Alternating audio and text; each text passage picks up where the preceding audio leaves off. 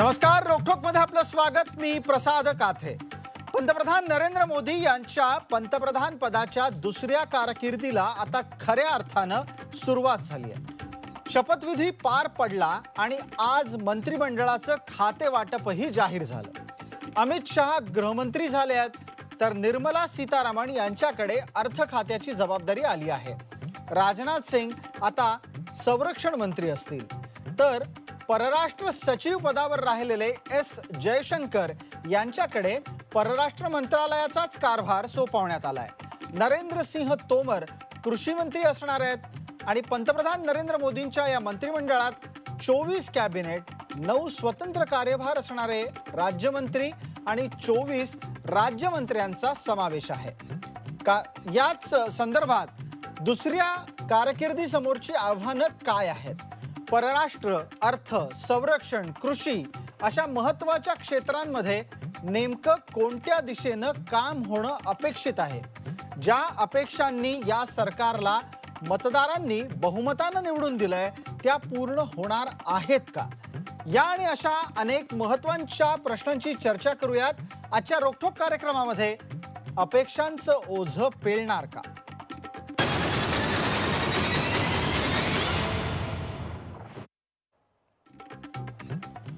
आजच्या कार्यक्रमात आपल्याबरोबर सहभागी होत आहेत सुधीर देवरे, माजी परराष्ट्र सचिव आहेत, कृषी विषयक तज्ज्ञ विनायकदादा पाटील, निवृत्त लेफ्टनंट जनरल दत्तात्रय शेकटकर, अर्थविषयक अभ्यासक अभिजित केळकर आणि माझ्यासोबत स्टुडिओमध्ये आहेत भारतीय जनता पार्टीचे प्रवक्ता भालचंद्र शिरसाट.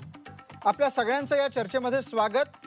चर्चेची सुरुवात तज्ज्ञांपासून करायची असा खरं तर आमचा सुरुवातीचा मानस होता. मात्र आत्ताच्या घडीला ज्या ताज्या राजकीय घडामोडी येत आहेत त्या अनुषंगानं मला भालचंद्र शिरसाट यांच्यापासून चर्चा सुरू करायची आहे.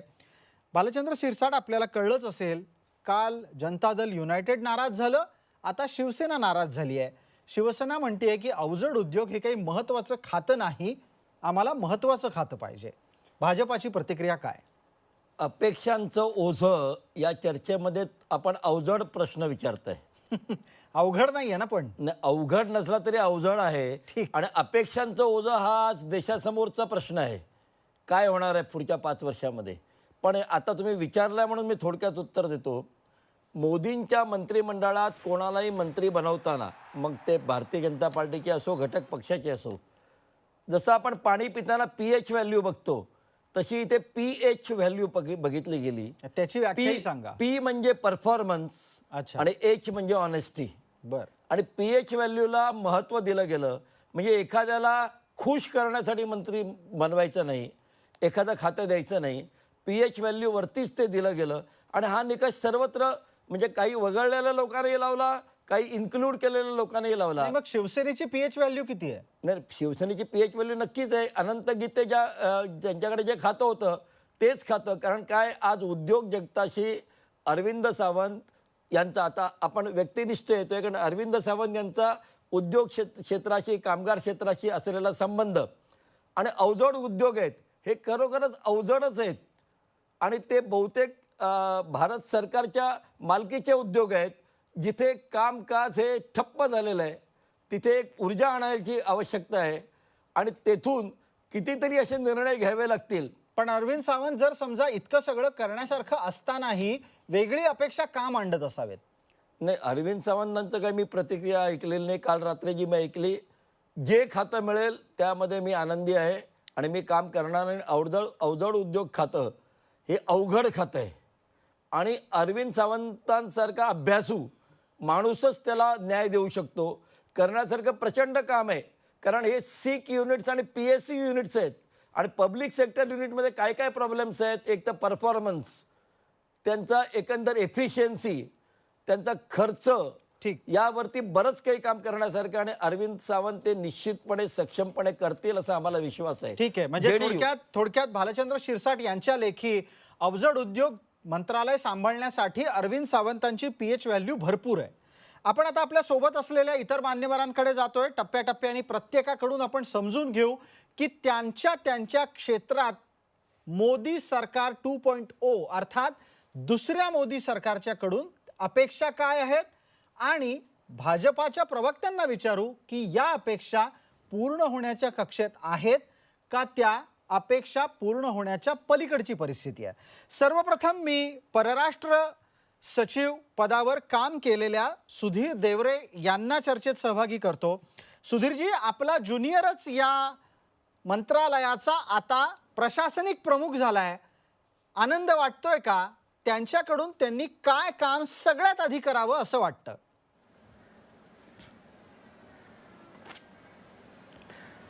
पंतप्रधान मोदींच्या या 2.0 नवीन मंत्रिमंडळामध्ये परराष्ट्र मंत्री म्हणून श्री एस जयशंकर यांची नेमणूक झालेली आहे. ही अत्यंत आनंदाची आणि अभिमानाची गोष्ट आहे असं मी म्हणेन.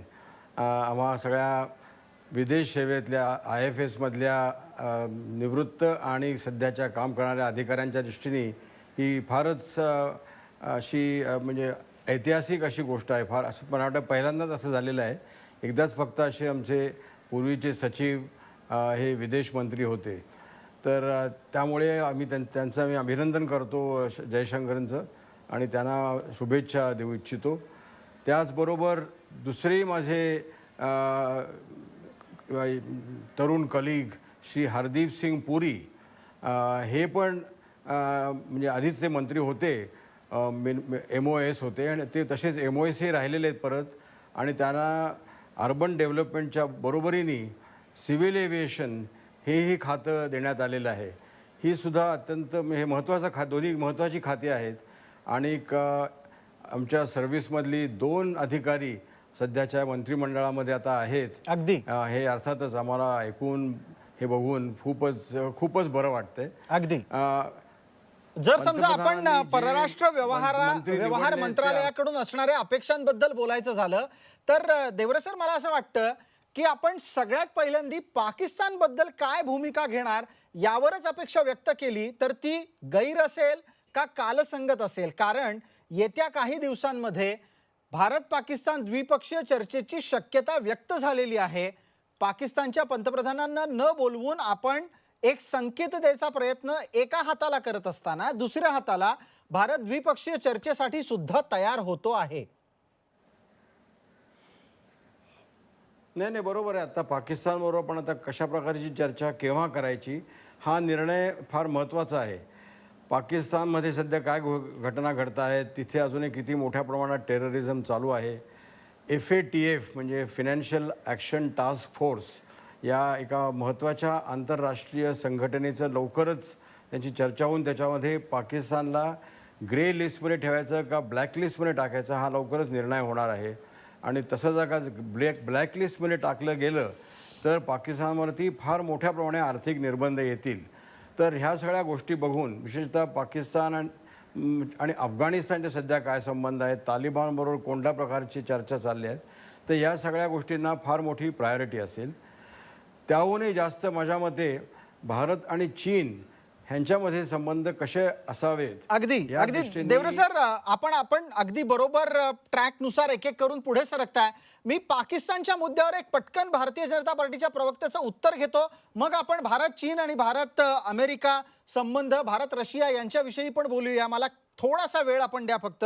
आपण आता याच निमित्तानं भालचंद्र शिरसाट यांना विचारतोय. भालचंद्र शिरसाट, एक अत्यंत महत्त्वाचा उल्लेख सुधीर देवरे सरांनी केला. ते म्हणाले की पाकिस्तानला ग्रे लिस्टमधून ब्लॅकलिस्टमध्ये टाकण्याचं काम करण्याचं एक मोठं आव्हान या सरकारसमोर आहे. पाकिस्तानच्या बाबतीत द्विपक्षीय चर्चा सुरू करणाऱ्या मोदी सरकारला हे करायची इच्छा आहे का? या देशाच्या साठी जे काही आवश्यक आहे ते सर्व काही मोदी सरकार करणार. हा कोणाच्या इच्छेचा आणि अनिच्छेचा प्रश्न नाही. एक स्ट्रॉंग राजकीय विल पॉवर तर नक्कीच आहे. आपण यापूर्वी ज्या काही चुका केलेल्या आहेत, जेव्हा काश्मीरमध्ये पाकिस्तानची सेना आली होती 1948 साली, तेव्हा भारतीय सैन्याने आक्रमण करायला त्याला आदेश उशिरा दिला आणि दिल्यानंतर ते गेले आणि मध्येच ऑल इंडिया रेडिओवरती पंतप्रधानांनी डिक्लेअर केलं की सीज फायर. तर अशा चुकामुळे जे POKचा जन्म झालाय, POKचा जन्म असेल आत्ताच्या वर्तमानात येऊ आपण. नाही, धारा 370 असेल आत्ताची, धारा कलम 35A असेल, समान नागरी कायदा असेल, या सर्वाच्या बाबतीमध्ये येणाऱ्या 5 वर्षामध्ये, आणि म्हणूनच मोदीजी काय म्हणालेत, सबका साथ सबका विकास तर आम्ही गेल्याच वेळेला सुरू केलाय, पूर्ण नाही झालाय, तो होईल पूर्ण, परंतु सबका विश्वास, आणि म्हणून काश्मीरच्या जनतेचा विश्वास संपादन करून आता या सगळ्या तेढ्यातून काश्मीरला सोडवायचंय. काश्मीरचा उल्लेख केला, त्यामुळे आपण पटकन शेकटकर सरांना सहभागी करू. शेकटकर सर, संरक्षणाचं खातं आता यापूर्वी गृह मंत्रालय सांभाळलेल्या राजनाथ सिंगांकडे आहे. राजनाथ सिंग यांच्या समोर जर समजा काही आव्हानांची यादी वाचायची म्हटली तर आत्ताची असलेली शस्त्र कमतरता आहे, 6 पाणबुड्या नव्या येऊ घातलेल्या आहेत, त्या पोचायच्या, त्या वेळेत आल्या पाहिजेत, आणि त्याचबरोबर राफेलचं विमान वेळेत भारतात पोहोचलं पाहिजे. या व्यतिरिक्त तुमच्यासारख्या सैन्य दलात दीर्घकाळ घालवलेल्या व्यक्तीला तातडीनं कोणत्या गोष्टींवर लक्ष वेधावं असं वाटतं?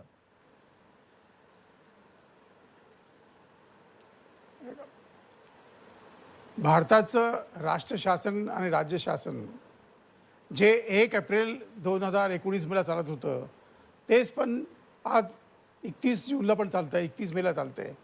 त्यात काही जास्त फरक नाही झालेला आहे. कारण की राष्ट्र चालतं आहे, आचारसंहिता होती, परंतु आपण विचार केला की तातडीनं कोणतं करायचं ते. ज्या गोष्टी मागच्या 1 वर्षापासून ह्या शासनाने तातडीच्या केल्या आहे त्यांच्यावरतीच आपल्याला लक्ष द्यावं लागेल. अर्थात असा राफेलचा मुद्दा आपण विचारला. सप्टेंबरमध्ये राफेल विमानांची पहिली खेप येणार आहे आपल्याकडे. दुसरा मुद्दा आहे, आत्ता आपण विचारलं एका मान्यवरांना, पाकिस्तानचं काय करायचं आहे. पाकिस्तानचं जे आपण आत्तापर्यंत केलेलं आहे तेच पुढे पण करणार आहे, ह्यात मुळी शंका नको. कोण आलं, कुणाला निमंत्रण दिलं, जे 10 लोक राष्ट्राचे आले त्यांच्याकडे आपलं लक्ष नाही आहे. एका व्यक्तीला पण बोलवणं नाही, त्याच्यावर ते पूर्ण राष्ट्र माध्यम चर्चा करतात आहे. We should ignore Pakistan, totally ignore.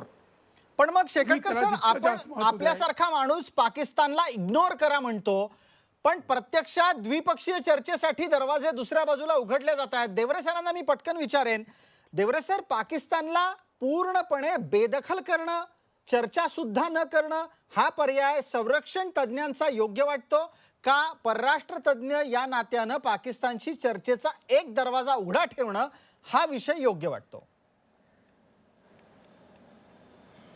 नाही, पाकिस्तानवर जर चर्चा करायची असेल तर ती कंडिशनलच आहे, आणि ती कंडिशन आपण पूर्णपणे अत्यंत स्पष्टपणे पाकिस्तानसमोर मांडलेली आहे की जोपर्यंत त्यांचे क्रॉस बॉर्डर टेररिझम चालू राहील तोपर्यंत भारत त्यांच्याशी कुठल्या प्रकारची चर्चा करणार नाही. आणि त्यामध्ये आत्ता कुठलाही अजून बदल केलेला नाही, आणि अजून पाकिस्तानकडनं अशा प्रकारचं आपल्याला कुठलंही जोपर्यंत असं आश्वासन किंवा त्यांच्याकडून ॲक्शनेबल असं काही हे मिळणार नाही, ॲश्युरन्स, तोपर्यंत आपण करणार नाही आहोत. परंतु 2 देशामध्ये चर्चा कधीही होणार नाही असं थोडंच त्याच्यामध्ये नाही आहे. ती परिस्थिती सतत इव्हॅल्युएट करत राहावं लागेल, आणि त्याला वर्ष, 2 वर्ष, 3 वर्ष काय लागतील ते बघावं लागेल. पण आजच्या मितीला अर्थातच कोणी चर्चा करा असं म्हणतही नाही आहे.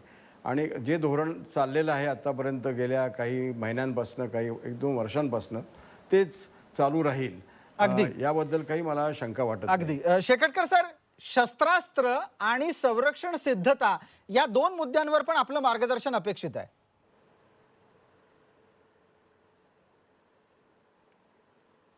संरक्षण सिद्धता आणि शस्त्रास्त्र हे एक दुसऱ्याला अनुपूरक आहे. जर आपल्याकडे आवश्यक शस्त्र सामग्री नसेल, युद्ध सामग्री नसेल, तर तुम्ही कितीतरी योग्य असाल तरी त्याचा काही फायदा जास्त होत नाही.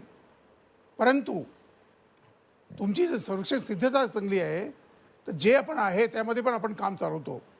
शेवटी कारगिल युद्धाच्या वेळेला आपल्या भारतीय सेनाध्यक्षांनी म्हटलं होतं की we will fight the war with what we have, आणि आपण युद्ध केलं आणि पाकिस्तानला आपण हकालून टाकलं. परंतु आजच्या काळामध्ये 2019 मध्ये if you are not prepared for war, जर तुम्ही युद्धाकरता सक्षम नाही, तत्पर राहू नका, युद्धाकरता तुम्ही तत्पर राहू नका, पण तुम्ही सक्षम राहा.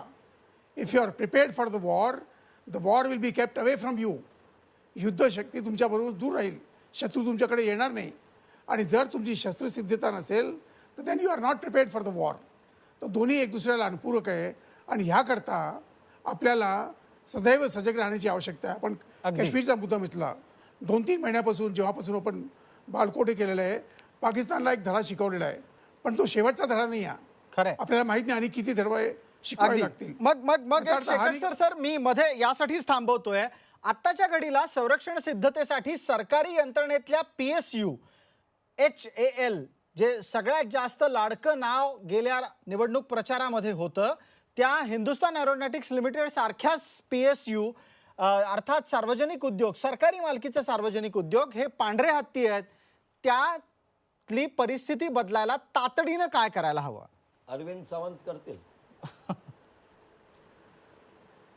सर्वप्रथम त्यांची मानसिकता बदली करावी लागेल. जे आपण पाहता संरक्षण खात्यातली शेकटकर कमिटी रिपोर्ट आहे, त्या रिपोर्टमध्ये स्पष्ट अहवाल केलेला आहे की तुम्ही इतक्या फॅक्टरीज बंद करून टाका. ते खरंच तुम्ही अगदी बरोबर शब्द वापरला की ते पांढरी हत्ती आहे. पांढऱ्या हत्तीला पण किंमत असते, पण ह्यांना नाही आणि ह्याकरता काही PSUज आहे ते तुम्ही बंद करा किंवा प्रायव्हेट सेक्टरच्या बरोबर तुम्ही घ्या. ही वास्तविकता आपल्याला घेणं पाहिजे. ठीक. नुसतं घरी बसून पगार घेऊन कामं चालणार नाही. अगदी. आणि हे शासन ते होऊ देणार पण नाही. ते होऊ देणार पण नाही अशा प्रकारचा एक आशावाद आपण व्यक्त करता आहात. आपल्यासोबत इतर 2 मान्यवर आहेत, कृषी विषयक तज्ज्ञ आहेत आणि अर्थविषयक तज्ज्ञ आहेत. मात्र तेही कदाचित समजून घेतील आमची भूमिका. परराष्ट्र आणि संरक्षण या देशासमोरच्या अत्यंत महत्त्वाच्या आणि आव्हानात्मक अशा क्षेत्रांची चर्चा आपण या टप्प्यामध्ये करतो आहोत. ही चर्चा थोड्याच वेळात आपण पूर्ण करायचा प्रयत्न करू आणि पुढच्या टप्प्यामध्ये आपण कृषी आणि अर्थ या 2 महत्त्वाच्या विषयांची चर्चा करणार आहोत. तेव्हा पहिल्या टप्प्यात आपल्याला प्रश्न विचारला गेला नसेल तर कृपया आपण त्याबद्दल राग मानू नका. ब्रेक पूर्वी मला प्रश्न विचारायचा आहे तो आता भालचंद्र शिरसाट यांना. शिरसाट, आत्ताच्या घडीला अर्थविषयक आणि कृषी विषयक तज्ज्ञांकडे आपल्याला जायचं आहे. तत्पूर्वी संरक्षणाच्या संदर्भातल्या PSUंचं आव्हान आपल्या समोर काय आहे ते आपण पाहिलं. त्यातला तुमचा आत्ता धोरणात्मक निर्णय काय असेल? सगळ्याच PSU मध्ये सारखीच परिस्थिती आहे. म्हणजे फक्त संरक्षण क्षेत्रात नाही, संरक्षण क्षेत्र त्यामुळे फार मोठ्या प्रमाणात एफेक्टेड आहे. सर्व PSU मध्ये डबघाईला आलेली परिस्थिती, यांना स्ट्रेंथन करणं आणि जर जमत नसेल तर प्रायव्हेट पार्टनरशिप देणं आणि त्यांच्याकडे मोठी मोठी टेक्नॉलॉजी आहे, चांगले प्लॅन्ट्स आहेत, मोठी जागा आहे, मॅनपॉवर पण आहे, पण मानसिकता जे म्हणालेत सैन्य दलाची असेल त्यांचं मनोधैर्य वाढवणं आणि या सगळं उद्योगधंद्यांचे मानसिकता ही बदलायला लागेल. आणि म्हणून मोदीजींनी जे सांगितलं की शासन बदललं, प्रशासनाची मानसिकता बदलते. गेल्या 5 वर्षात पण बरंच या काही झालेलं आहे. मानसिकतेत बदल करण्याच्या बरोबरच दुसऱ्या बाजूला तुम्ही संरक्षण क्षेत्रामध्ये खाजगी कंपन्यांचा प्रवेश मोकळा केलेला आहे. गेल्या 5 वर्षातलं निरीक्षण असं आहे की त्यांनी कामाला सुरुवात केली पण त्याला गती मिळाली नाही. या पुढच्या 5 वर्षात ती गती मिळेल आणि देशात म्हणजे खरं तर जगामध्ये 4थ्या क्रमांकाचं संरक्षणाचं बजेट असलेला हा देश आणि त्याचबरोबर देशाच्या सर्वाधिक परकीय चलनाला एक प्रकारे संरक्षण साहित्यांच्या आयातीवर खर्च करणारा देश परिस्थिती बदललेली दाखवेल का? मला एक उदाहरण द्यायचं आहे. मनोहर पर्रिकर जी जेव्हा संरक्षण मंत्री झाले तेव्हा त्यांच्या केबिनमध्ये सर्व खुर्च्या होत्या, खुर्च्यावरती फाईल्सचे गठ्ठे पडले होते. तेव्हा खासदारांनी त्यांना विचारलं, हो इथे बसायलाच जागा नाही, सगळ्या फाईल्स आहेत. म्हणे हो गेल्या 10 वर्ष थांबलेल्या फाईल्स आहेत या, आणि मी प्रत्येक फाईल उघडतोय, वाचतोय आणि मग त्याच्यावर निर्णय घेतोय. निर्णयच घेतले गेलेले नाहीत काही पर्टिक्युलर काळामध्ये. आणि आता ते निर्णय पर्रिकरांनी घेतले पण त्यांना गोव्याला जायला लागलं. नंतर निर्मला सीतारामन आल्या. आता मला वाटतं अंतर्गत सुरक्षा सक्षमपणे ज्यांनी सांभाळली असे राजनाथ सिंग यांच्याकडे हे खातं आहे. आणि आता बहुतेक निर्णय झालेले आहेत, पॉलिसी डिसिजन झालेले आहेत. अगदी त्याची अंमलबजावणी ही आता ताबडतोब होईल. अगदी आपण पावसाळा अंमलबजावणी ताबडतोब होईल अशा प्रकारचा आशावाद भालचंद्र शिरसाट व्यक्त करतायत. एक छोटासा जाहिरातीचा ब्रेक घेतोय. लवकरच परत येऊ, कारण अर्थ आणि कृषी या देशासमोरच्या अत्यंत महत्त्वाच्या मानल्या गेलेल्या आणखीनही काही विभागांच्या संदर्भातली चर्चा आपण विनायकदादा पाटील आणि त्याचबरोबर अभिजित केळकर यांच्यासोबत करणार आहोत. तसंच अमेरिका, चीन, रशिया यांच्यासोबत कसं वागायचं याचीही चर्चा आपल्याला करायची आहे. तेव्हा रोखठोकचा पुढचा भाग चुकू नका.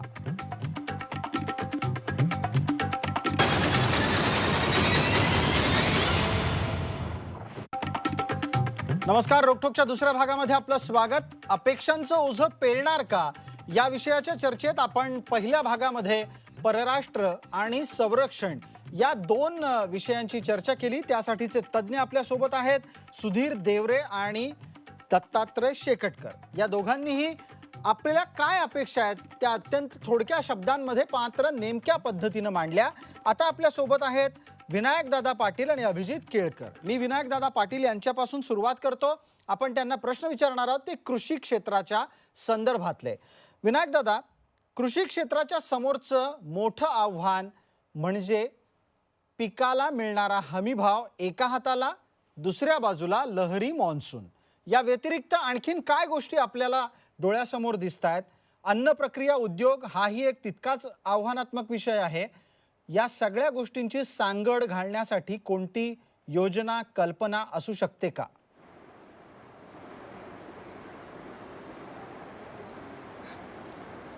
स्वातंत्र्य मिळाल्यानंतर आपल्याकडे तुटवडा होता शेतीमालाच्या उत्पादनांचा आणि बरीच वर्षे आपण तुटवड्याला सामोरं जात होतो आणि म्हणून सरकारांना डेफिशिएट मॅनेजमेंटची सवय होती.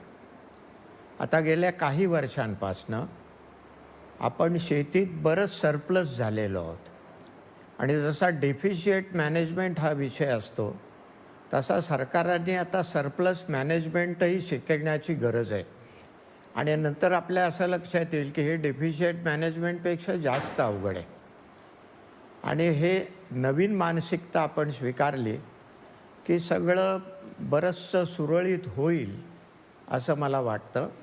आता याच्यामध्ये काही आहे की धोरणं व्यवस्थित आहेत सगळी. आता या धोरणाच्या अंमलबजावणीमध्ये काही ज्याला आपण प्रोसिजरल डिले म्हणतो, हे डिले जरी कमी केले, कारण काय होतं की धोरण आखलेलं आहे, त्याच्या अंमलबजावणीतला कालावधीसुद्धा महत्त्वाचा असतो. आता उदाहरणार्थ युरोपियन युनियननी शेतकऱ्यांना, द्राक्षाच्या शेतकऱ्यांना जे जे काही आदेश दिलेले असतात, सूचना दिलेल्या असतात, त्या कळवायचं काम अपिडाचं असतं. ही केंद्र सरकारची संस्था आहे. मागच्या वेळी द्राक्षावर एक विशिष्ट प्रकारचं रासायनिक औषध मारू नका अशा सूचना युरोपियन युनियनने दिल्या कॉमर्स मिनिस्टरला. कॉमर्स मिनिस्ट्रीने त्या अपिडाला दिल्या नाही आणि शेतकऱ्यांपर्यंत आल्या नाहीत. त्यामुळे मोठं नुकसान शेतकऱ्यांचं झालं आणि ते जे नुकसान आहे ते जवळजवळ 100 कोटी रुपयांचं झालेलं आहे. आणि हे नुकसान आमच्या उशिरामुळे झालं अगदी असं सरकारला माहीत आहे. त्यांनी ते पैसे देऊ असं मान्यही केलेलं आहे, परंतु आजपर्यंत ते पैसे मिळाले नाहीत. अगदी म्हणजे शेतकऱ्यांचे जवळजवळ 100 कोटी रुपये 2-3 वर्ष त्यांना न मिळणं ही अडचण देणारी बाब आहे. अगदी. आणि विनायकदादा, म्हणून आपण असे जे काही- अत्यंत बघायला गेली तर छोटी गोष्ट आहे, पण उपलब्ध तंत्रज्ञान असून सुद्धा केवळ आणि केवळ एका विभागाकडून दुसऱ्या विभागाला न सांगण्यामुळे शेतकऱ्याचं किती नुकसान होऊ शकतं याची गोष्ट समोर आणलेली आहे. मला वाटतं की भालचंद्र शिरसाट या गोष्टी नोंदवतील आणि कुठंतरी त्यांच्या पक्षाला पर्यायानं केंद्रातल्या सरकारला कळवतील. पण विनायकदादा, आपण एक अत्यंत दुसरा महत्त्वाचा मुद्दा मांडलात, तो म्हणजे मुबलकतेचं नियोजन. सरप्लस मॅनेजमेंटही आपल्याला जमली पाहिजे. तुम्ही माझ्यापेक्षा वयाने भरपूर मोठे आहात. 70च्या दशकातला दुष्काळ तर तुम्ही अत्यंत जवळून पाहिला असेल. त्यावेळेला अन्नाचा तुटवडा होता, पण आता 2019च्या पासून पुढच्या काळात आपल्याला पाण्याचा तुटवडा असेल असं तज्ज्ञ सांगतात. या अनुषंगाने माझा विनायकदादा तुम्हाला प्रश्न आहे की पाण्याच्या नियोजनाची जागृती सुद्धा आवश्यक आहे का, आणि ती सुद्धा या सरकारच्या काळात घडणं आपल्याला अपेक्षित करावं का?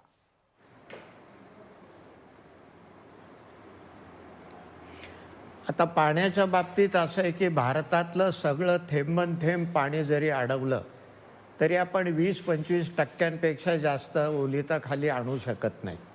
म्हणजे राहिला 75 ते 80% जमिनीचा प्रश्न.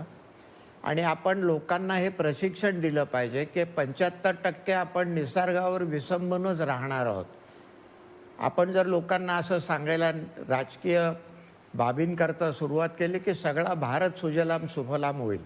तो आहेच, परंतु 75% हा निसर्गाच्या कृपेवर अवलंबून आहे आणि ज्याला संरक्षित पाणी असं 25% राहणार आहे.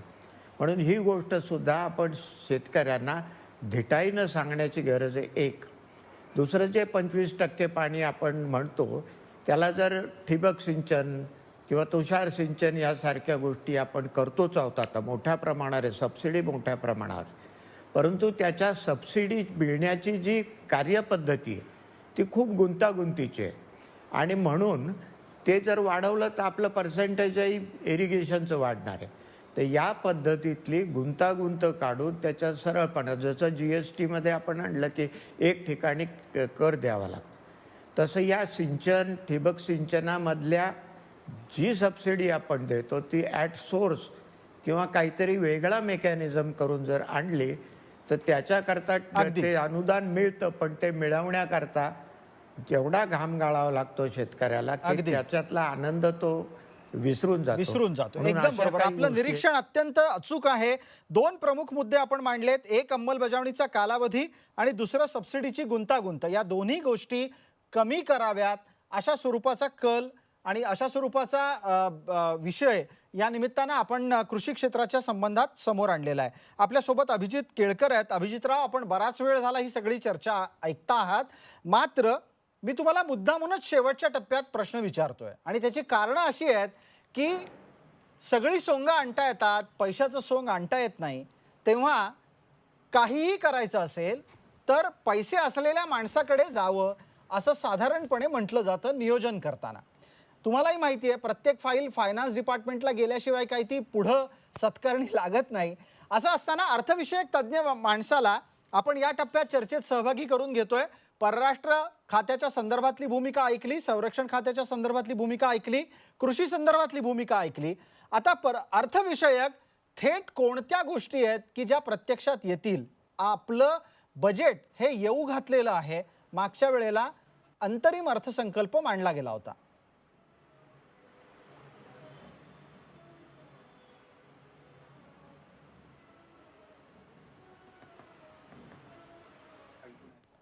अभिजितराव, आवाज पोचलाय का माझा आपल्यापर्यंत? प्रश्न पोचला असेल तर आपण थेट आपलं बोलणं सुरू करावं. नाही, पुन्हा एकदा प्रश्न. ठीक आहे. माझा प्रश्न असा होता, मागच्या वेळेला आपण अंतरिम अर्थसंकल्प मांडला, आता भारत आपला या आर्थिक वर्षाच्या संदर्भातला ताळेबंद अर्थसंकल्प मांडेल. त्यातून खऱ्या अर्थानं कोणत्या धोरणात्मक अपेक्षा बाळगायला हव्यात की ज्या येत्या 5 वर्षात पूर्ण होऊ शकतील? नक्कीच मला असं वाटतं की भारत हा एक कृषीप्रधान देश आहे आणि असं असताना सुद्धा GDPमध्ये फक्त 16% वाटा हा कृषीचा आहे. मात्र 65% लोक कृषीवर आधारित उद्योगामध्ये गुंतलेले आहे. त्यामुळे बजेटमध्ये सर्वप्रथम सरकारने कृषीकडे जास्त लक्ष द्यावं, कारण कृषीमुळे रोजगाराची जी समस्या जी आहे ती सुद्धा मार्गी लागेल आहे. कारण रोजगार नुसतं रोजगार नसून स्वयंरोजगार सुद्धा असतं. स्वयंरोजगार मिळत नसल्यामुळे लोक शहराकडे किंवा इतर ठिकाणी रोजगार मिळण्याकरता जातात. कृषीमध्ये जर प्रगती झाली तर निश्चितच भारताची प्रगती होईल, याच्यामध्ये मला मुळीच शंका नाही. 2-3 अजून गोष्टी अशा आहेत ज्या मला वाटतात महत्त्वाच्या आहे. एक तर कर सुलभता असणं आवश्यक आहे. GST जरी कर सुलभ म्हणून आणला तरी तो तितका सुलभ नाही, त्याच्यामध्ये बरेचसे बदल करणं अजूनही अपेक्षित आहे. इन्कम टॅक्सचा कायदा सुद्धा तेवढाच किचकट आहे, त्याच्यामध्ये बदल करणं आवश्यक आहे. मंत्री नक्कीच त्याच्याकडे लक्ष देतील. याच्या व्यतिरिक्त ईज ऑफ डुईंग बिझनेसमध्ये जरी भारताचं स्थान थोडं वरती आलं असेल तरी रेड टेपिझममुळे ज्याला आपण म्हणतो बऱ्याच योजना अजूनही लोकांपर्यंत पोचलेल्या नाही, त्याच्याकडे विशेष लक्ष द्यावं लागेल आहे. आणि निर्यात वाढ ही फार अपेक्षित आहे, कारण निर्यात वाढ झाली तर त्याच्यामुळे आपल्या इकॉनॉमीमध्ये भरभराट नक्की येईल आहे. या सर्वांवर मला वैयक्तिक अजून एक विचार असा येतो की लघु आणि मध्यम उद्योग जे आहे त्याच्याकडे सरकारने अजून लक्ष द्यायला हवं. आपण बघायला 1991 ते 2008 मध्ये सरकारने वेलफेअर योजनांकडे जास्त लक्ष दिलं. मात्र 2014 पासून स्किल इंडिया आणि मेक इन इंडिया या योजनेमुळे बऱ्याच उद्योगधंद्यांना भारतामध्ये व्यवसाय करण्याचा चान्स मिळाला. स्टार्टअपमुळे बऱ्याच नव उद्योजकांना संधी मिळाल्या. या प्रकारचे कार्यक्रम जर चांगल्या प्रती राबवण्यात आले तर नक्कीच उद्योगधंदा वाढेल आहे, रोजगाराला भरभराट मिळेल आहे आणि आपल्या इकॉनॉमीला सुद्धा भरभराट मिळेल. अगदी. आणि अभिजित केळकर, तुम्हाला कदाचित हे कळलेलंच असेल, मी परत एकदा सांगायची गरज नाही, पण तुमच्या नागपूरचेच मंत्री ही जबाबदारी आपल्या शिरावर घेत आहेत. नितीन गडकरींना जे दुसरं महत्वाचं खातं मिळालेलं आहे ते SMEच्याच संदर्भातलं आहे. त्यामुळे खरं तर तुम्ही 5 पावलं टाकलीत की तुमची सूचना त्यांच्यापर्यंत पोहोचेल. आपल्या सोबत भालचंद्र शिरसाट आहेत, ते सुद्धा ही घोषणा आणि किमान अपेक्षा पोहोचवतीलच नितीनजींपर्यंत. पण त्या निमित्तानं आपण त्यांना एक प्रश्न विचारूयात. भालचंद्र शिरसाट, रोजगाराची अपेक्षा गेल्या 5 वर्षाच्या काळात सर्वाधिक ठेवली गेली, सर्वाधिक वाद त्या निमित्तानं झाले आणि सर्वाधिक आव्हानं ही SME सेक्टरमधल्या रोजगाराच्या गमावण्यानं तयार झाली. भाजपा यामध्ये बदल काय करणार? भारत हा युवक देश आहे, युवकांचं प्रमाण वाढतंय, त्यामुळे रोजगाराची आवश्यकता मोठ्या प्रमाणात आत्ता आहे आणि आणखीनही पुढे येणार आहे. निश्चितपणे MSME जे छोटे उद्योग आणि लघु उद्योग आहेत याबाबत नितीनजी गडकरी यांना एक खातं देण्याचं कारणच हे आहे का नितीनजी गडकरींचा परफॉर्मन्स हा त्यांचा स्किल तर आहेच, त्यांच्याकडे स्केलही त्यांचं फार मोठं असतं. त्यांचं स्केल म्हणजे काय करोडो अब्जोची आकडे असतात. स्केल आणि स्पीड, त्यांचा स्पीड तर एवढा प्रचंड आहे. आज रस्त्यांचं जाळं असेल, महामार्गाचं जाळं असेल, भारतमाला योजना असेल, तर ज्याच्याकडे 3 S आहेत परफॉर्मन्सेस, स्केल आणि स्पीड, त्या नितीन गडकरींकडे हे खातं देण्यासाठी मोदीजींनी जो निर्णय घेतलेला आहे, निश्चितपणे येत्या 5 वर्षामध्ये आपण मोठे उद्योग तर निर्माण करूच, मेक इन इंडिया करूच, ते येतीलच, पण मोठ्या उद्योगात रोजगार निर्मिती कमी प्रमाणात होते, तिथे यंत्रनिर्मिती मोठ्या प्रमाणात असते. पण छोट्या उद्योगात आणि त्यांना जर आपण आर्थिक पाठबळ दिलं, त्यांना आर्थिक पाठबळ हवं आहे, त्यांना इतर लायसन्स राजपासून मुक्तता मिळाली तरी रेड टेपिझममधून मुक्तता पाहिजे. आणि गडकरी तुम्हाला माहिती आहे चाबूक घेऊनच बसलेले असतात, अधिकाऱ्यांच्या बैठकीमध्ये चाबूक घेऊनच बसलेले मुद्दा असतात. तेवढाच वादग्रस्त पण ठरतो. पण शिरसाट, आता अर्थविषयक चर्चा आहे म्हणून मग एक वेगळा प्रश्न विचारतो. तो असा आहे की यावेळच्या कार्यकाळात नोटबंदी सारखे विषय येतील का? कारण तशी एक भीती उद्योग जगताला असेलच. आर्थिक शिस्त लावण्यासाठी जे करावं लागेल ते सर्व काही एकट्या निर्मला सीतारामन किंवा अरुण जेटलीने केलं नाही किंवा करणार नाही. सर्व मंत्रिमंडळ आणि भारतीय जनता पार्टीचं सरकार ते निर्णय घेतील. मग आपण तात्काळ अभिजितरावांना विचारूयात. अभिजितराव, आर्थिक शिस्त लावायची इच्छा व्यक्त होतीये, काय केलं पाहिजे देशाला आर्थिक माफ करा शिस्त लावण्याच्यासाठी? माझ्या मते आर्थिक शिस्त लावण्याकरता जर आपण सरकारी उद्योग जर बघितले तर त्याच्यामध्ये प्रोफेशनलिझम आणणं फार गरजेचं आहे. सध्या जे आरामात निवांतपणे आणि टप्प्याटप्प्याने काम होतं ते बंद व्हायला पाहिजे, तर खरी शिस्त त्यांना लागेल. आर्थिक शिस्त देशाला सुद्धा लागणं आवश्यक आहे. कारण जो काही अरविंद सावंत याच्यासाठी झाले, जो काही खर्च आहे आणि जे काही उत्पन्न आहे, नक्की जे काही खर्च आणि उत्पन्न आहे त्याचा सुद्धा व्यवस्थित ताळमेळ बसला पाहिजे. नाहीतर आधीच्या काळामध्ये बघाल उत्पन्न कमी खर्च वारेमाप व्हायचा, तसा व्हायला नको. त्यामुळे आर्थिक शिस्त आणणं काळाची गरज आहे. अगदी. आपण हा मुद्दा मांडला. थोड्याच वेळापूर्वी शेकटकर सरांनी सुद्धा संरक्षण दलातल्या PSUच्या संदर्भातही हीच अपेक्षा व्यक्त केली होती. आपण डेवरे सरांकडे आता पुन्हा एकदा परराष्ट्र विषयक धोरणांच्या अपेक्षांबद्दल जातो आहोत. अमेरिका, चीन, रशिया या 3 देशांच्या बाबतीत कोणत्या भूमिका भारताच्यासाठी लाभदायी असतील?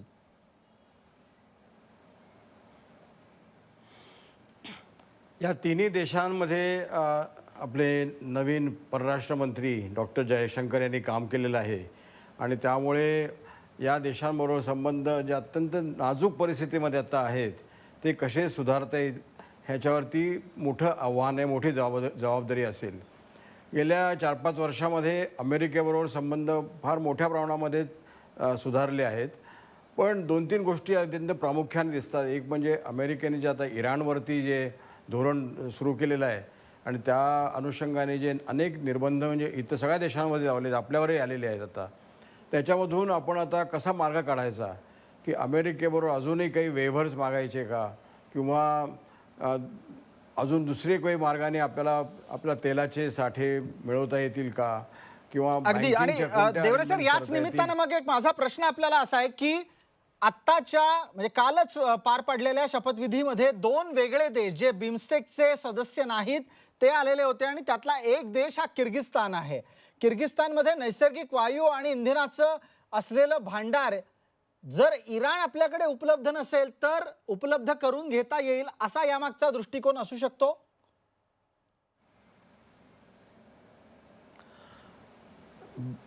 किर्गिस्तानमधनं आणता येईल की नाही खरं अवघड आहे, कारण त्याला त्या प्रकारची भौगोलिक परिस्थिती अनुकूल पाहिजे तशी नाही. परंतु त्याला तापी म्हणतात, म्हणजे तुर्कमेनिस्तान, अफगाणिस्तान, पाकिस्तान, इंडिया अशा प्रकारची जी पाईपलाईन आहे त्याचं काम सुरू पण झालेलं आहे. तर त्याच्यामध्ये कसं ते अजून पुढे मार्गी लावता येईल हे बघावं लागेल. पण तुम्ही विचारलं ते बिश्केक किंवा किर्गिस्तानमध्ये आत्ता जी पुन्हा 12-13 काहीतरी जूनला जी समिट कॉन्फरन्स इथे होणार आहे आणि जिथे भारत आणि चीन या दोन्ही देशाचे नेते तिथे असतील, तर चीन संबंधी बोलताना चीनबरोबर आपण कशा प्रकारचे आता संबंध ठेवू शकू पुढच्या काही वर्षामध्ये, म्हणजे आपले त्यांच्याबरोबरचे तर पुष्कळ मोठ्या प्रमाणामध्ये डिफरन्सेस आहेत, परंतु आपण त्यांच्याबरोबर सलोख्याने आणि वाटाघाटींनी सुद्धा ते सोडवायचा प्रयत्न आता गेले काही 2-3 वर्षापासून करतो आहोत. आणि आत्ता जे नुकतेच असं अनाऊन्स झालं आहे की 11 ऑक्टोबरला भारत चीनचे अध्यक्ष शी जिनपिंग यांना वुहानमध्ये त्याने आपण गेलो होतो त्या ह्याच्यामध्ये त्यांना आमंत्रण करतोय वाराणसीला यायला. अगदी. तर असे जे अनेक मार्ग आहेत त्याच्यामधनं चीनबरोबर कशा प्रकारचे आपल्याला काहीतरी नवीन धोरण ठेवावं लागेल. अगदी. परराष्ट्र विषयक धोरण चीनच्या बाबतीत काय असतील हाही एक चिंतनाचा विषय आहे. पण संरक्षण विषयक चीनच्या बाबतीतलं काय धोरण असेल याविषयी आता शेकटकर सरांनी बोलावं अशी विनंती आहे. आणि त्यानंतर या संपूर्ण विषयावरचं पक्षाचं चिंतन काय आहे ते सांगतील भालचंद्र शिरसाट.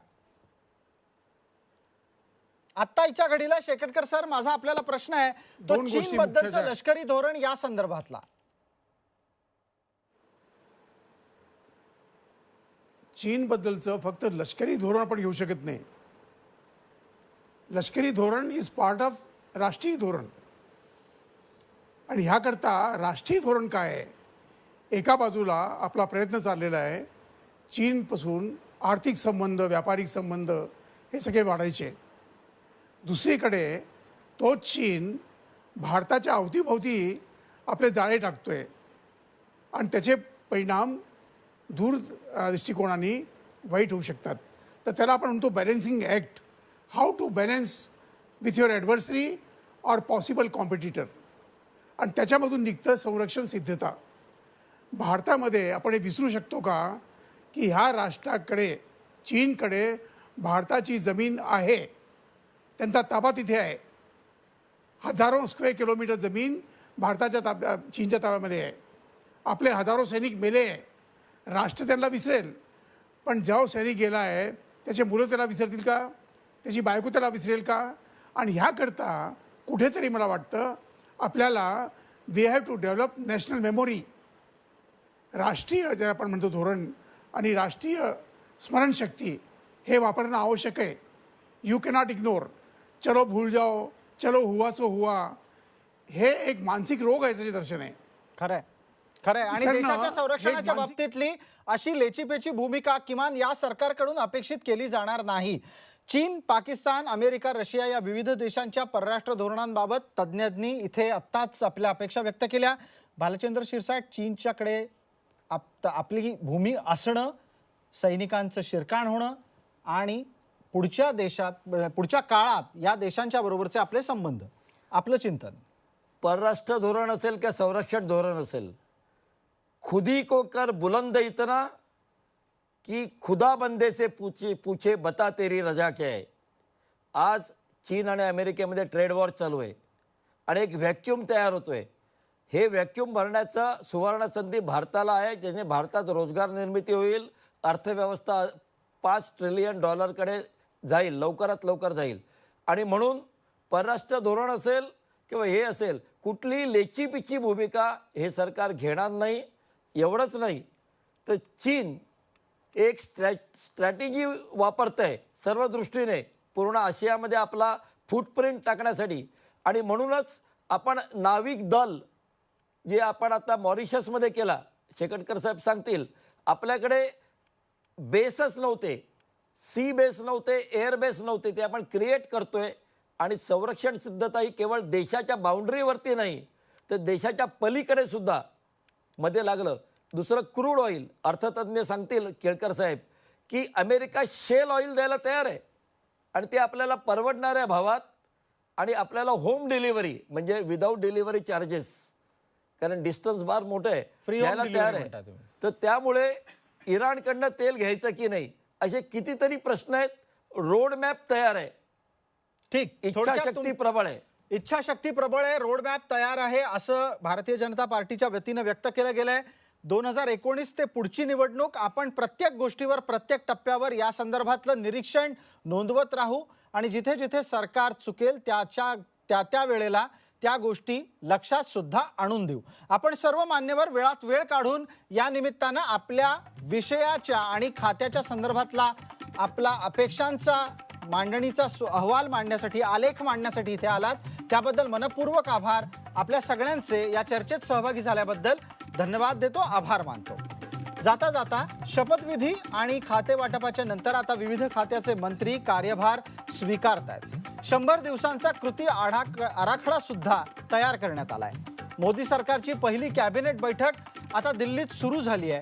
या बैठकीत मोदी सरकार काय निर्णय घेतं याकडे लक्ष लागलंय.